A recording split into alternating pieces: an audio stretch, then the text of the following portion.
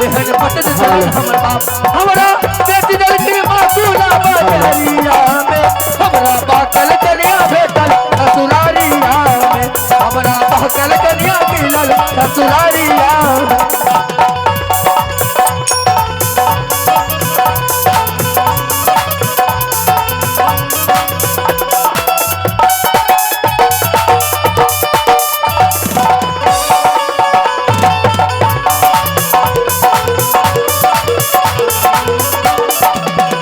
टाटा लेल किला टोटला केहन पत चलन हमर बाप टाटा लेल किला टोटला केहन पत चलन हमर बाप हमरा बेटी दल मासूना बाजरिया में हमरा बाकल कन्या मिलल ससुरारिया में हमरा बाकल कन्या मिलल ससुरारिया में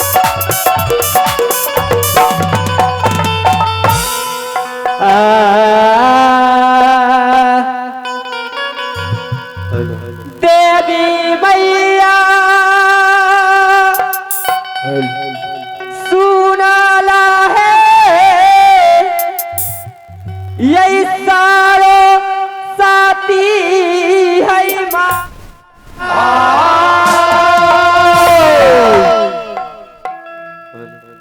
राखी है नजरिया है मैया गे भारल सा हवा में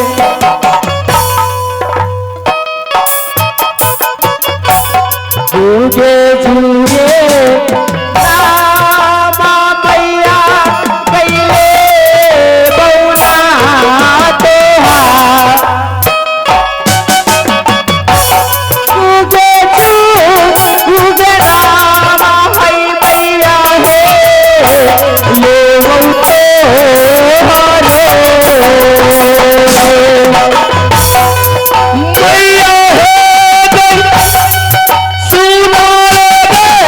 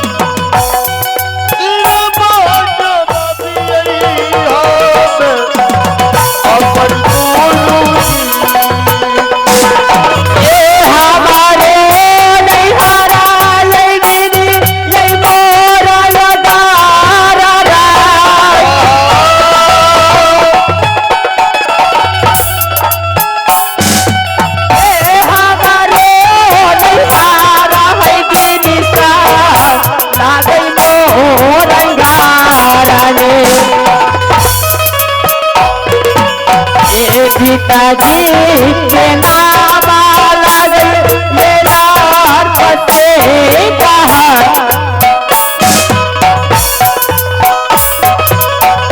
पिताजी के नाम लगे लगेगा पते रे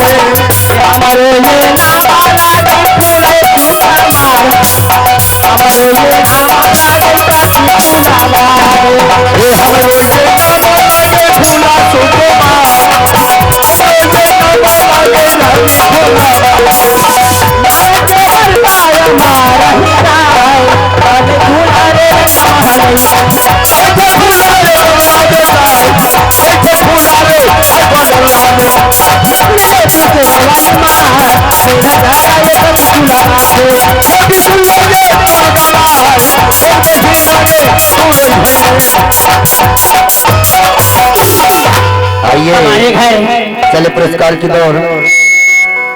आइए आप हैं एस के नायक जी। आइए आप हैं SK नायक। इनका कहना है कि पता कम है पर ताल ज्यादा है, पता कम है पर ताल ज्यादा है, उत्तर कम है लेकिन सवाल ज्यादा है। इसको तालियों की खुराक देते रहना दोस्तों। रंजीत जी कभी कम बवाल ज्यादा है।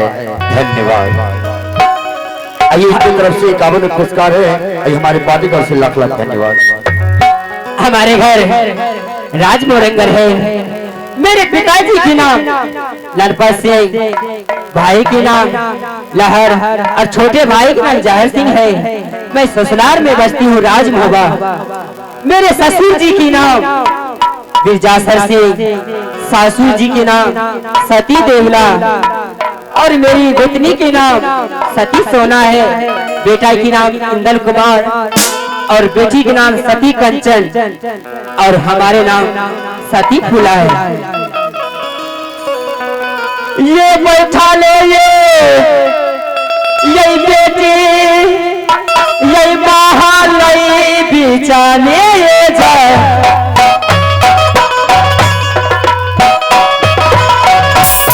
चले ये बेटी ला गई राजा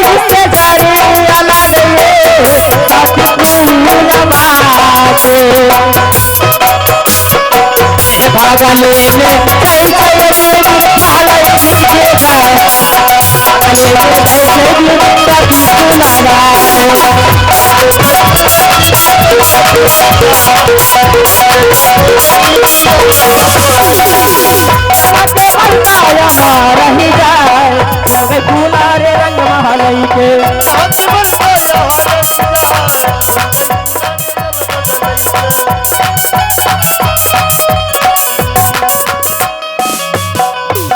हमरा सासुर में पारा मानदान हुई है।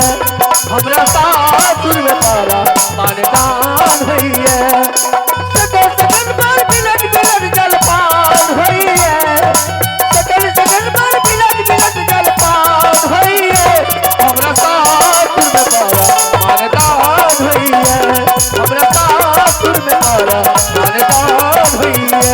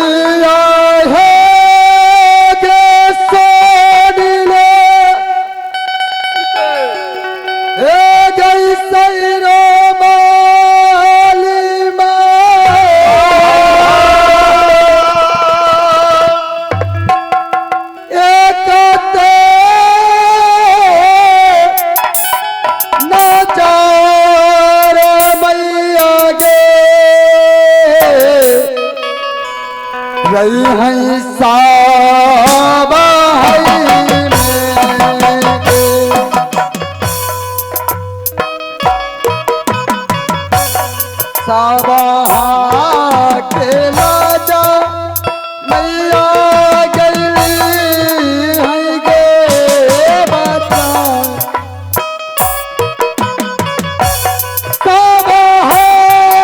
के लाजा मैया गे रखी है साबा